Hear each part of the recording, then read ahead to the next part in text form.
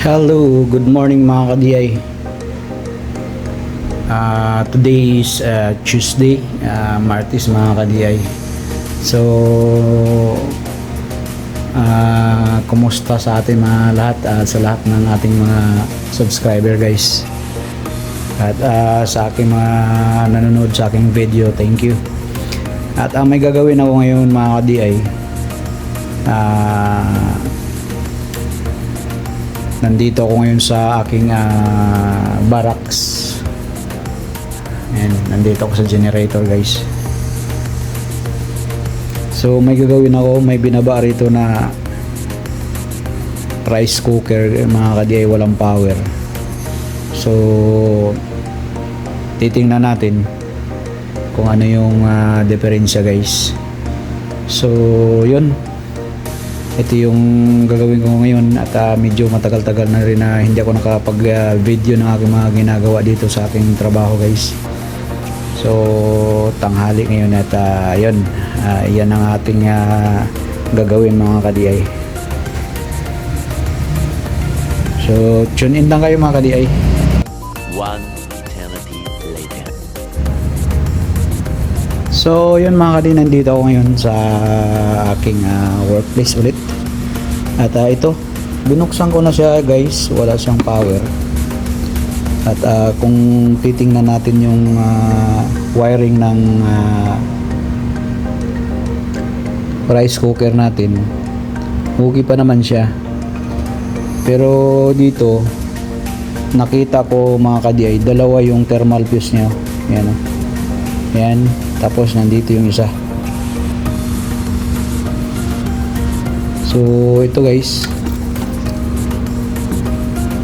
yung thermal fuse na isa,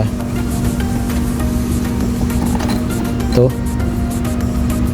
So both lines ng plug natin, ito merong thermal fuse. Yun, tinanggal ko na mga ka-DI. Connect to dito, dyan. Ayan, nakakonect dito yan. Ayan. So tinanggal ko. So ngayon, para malaman natin na saan dito na banda yung linya na putol, dahil wala siyang power, yung indicator light niya dito, yan, dumilaw. Duda ko itong side na to na thermal fuse ang walang cut off na siya, putol siya. So pero i-try na rin natin na tester dito, itong diretso sa line, diretso sa heater niya, yung isang line, yung pinaka line 1 niya, diretso dito sa heater. So iti-tester natin guys. So yun, kunin ko muna yung tester mga ka-DI.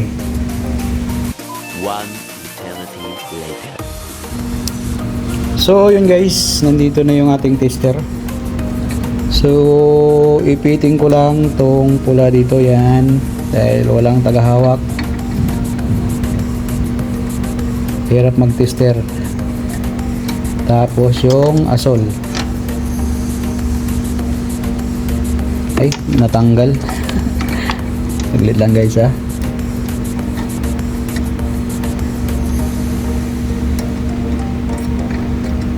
So yan. So tester natin, hawakan natin yung asol, yan. So kung titingnan natin guys, yan o, pumapalo siya. Ayan, nakatester siya. Yan. So pumapalo, yan o. Ayan o, pumapalo siya, ibig sabihin buo. Ayan o. Ang hirap ng kalagayan ko pag tester. Ayan, pumapalo siya. So titingnan natin tong isang fuse. Ibig sabihin itong thermal fuse na to, okay to siya guys. So titingnan natin to isa.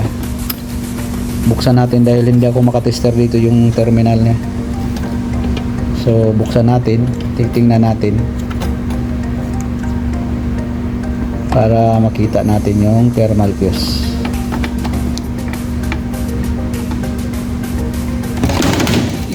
Na bumagsak na yung ano ko. So ayan guys, ayan, nakita na natin yung thermal fuse.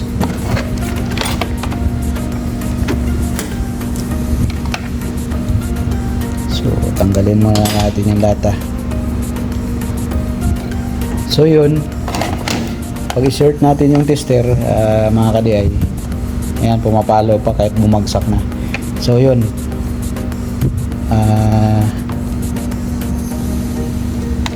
pagdikitin natin yan.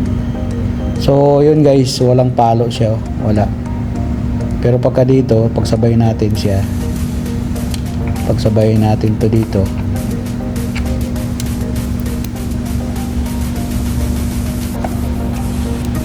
so may diferensya siya mga ka-DI. So kung pagsabay natin to guys, yan,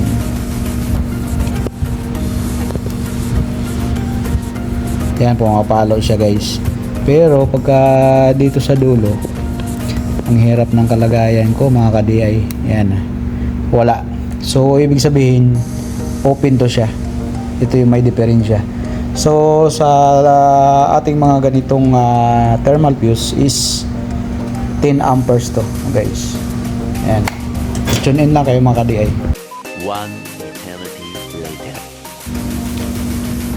Ito mga ka-DI, may naghanap ako ng pamalit. Wala akong pamalit guys. So pansamantalang mag-junction tayo dito ng gabuhok na wire para isa din siya sa mga safety na kung sobra na siyang uminit at hindi na normal yung heater niya, so kusa siyang bibigay at mapuputol siya. So yun yung ating gagawin muna pansamantala dahil wala akong pamalit, hindi pala ako nakapag-stock nito. Yan, so iba-bypass lang natin, lagyan natin ng jumper siya guys para malaman lang natin, dahil natinry ko nga wala siyang power talaga. So yun, i-bypass lang natin to dahil siya nga ang may diferensya. Itong isang thermal fuse dito okay naman, so ito yung diferensya guys. So kung minsan kasi sa ating mga heater, ito ibang klaseng heater ito dahil ang ano niya switch dito is limit switch siya. Ito, mayroon namang ibang heater na yung switch na dito is may adjustment pa. Ito iba switch siya guys. So nakaka-amis nga dahil dalawa, both lines mayroong thermal fuse, so safe talaga siya. So yun guys, lagyan muna natin to ng pansamantalang jumper na gabuhok lang din. So yun, tune in lang kayo mga DI, yun ang gagawin ko. One eternity later. So yun guys, yun, pagbukan ka ating light.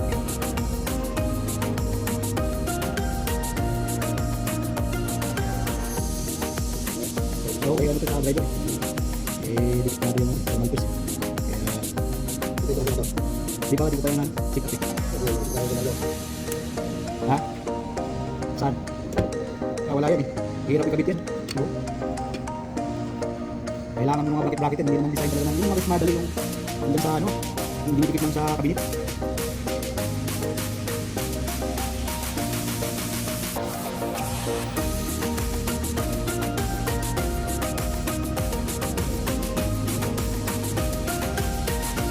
Bibigyan mo yung sabi ni Pero bibigyan mo siya. Yan, alam mo yan.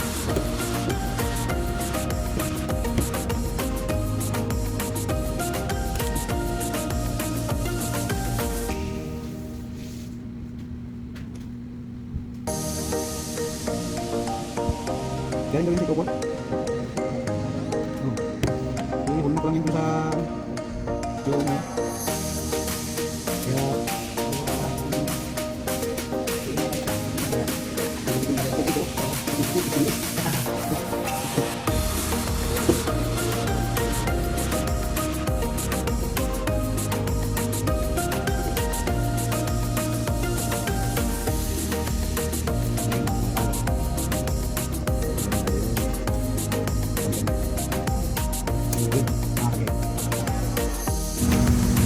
So yun mga ka-DI, at na ano na natin, nalagyan na natin ng jumper at hininang natin guys para matibay. So yun, so ibabalik ko na guys at para matistingan ko, i-assemble ko muna siya mga ka-DI para malaman natin kung mayroon na siyang power guys. So yun lang mga ka-DI, simple lang naman mag-ano tayo, mag-repair ng mga rice cooker tulad nito. Pagka wala kayong, pag sinaksak niyo yung rice cooker niyo na walang walang power, hindi umiilaw yung pula rito, so matik yan guys, thermal fuse kagad, na ating malalaman kagad na thermal fuse yung may diferensya.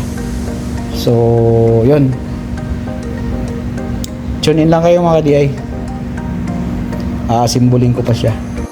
One eternity later. So yun mga ka-DI, na ano na natin, na symbol ko na guys. So ito pala ay galing sa driver na mga na rice cooker. Ito pala yung nilulutuan nila doon sa basement 2. So yun guys, at naikabit ko na. Titingnan natin kung may power na siya mga ka-DI. Ipa-plug natin mga ka-DI. So yun, pa-plug natin guys. So yun, kung nakikita niyo guys, mayroon ng power siya. Kanina walang power yan, hindi ko nga lang na-videohan kanina. So wala siyang power kanina, pero ngayon mayroon na. So yun lang mga ka-DI. So kung i-diin natin to, tapos i-cook natin, yan o, cook na siya guys. So may power siya. Kung bitawan natin yan, so yun, wala, bumabalik siya sa keep warm. So yun lang guys, na okay na natin at na-repair natin yung rice cooker nila at maglulutuan na nila ito mamaya. So yun, hanggang dito lang mga ka-DI ang aking video. Subscribe guys sa aking channel and don't forget to hit the notification bell para updated kayo sa aking mga video pa. God bless.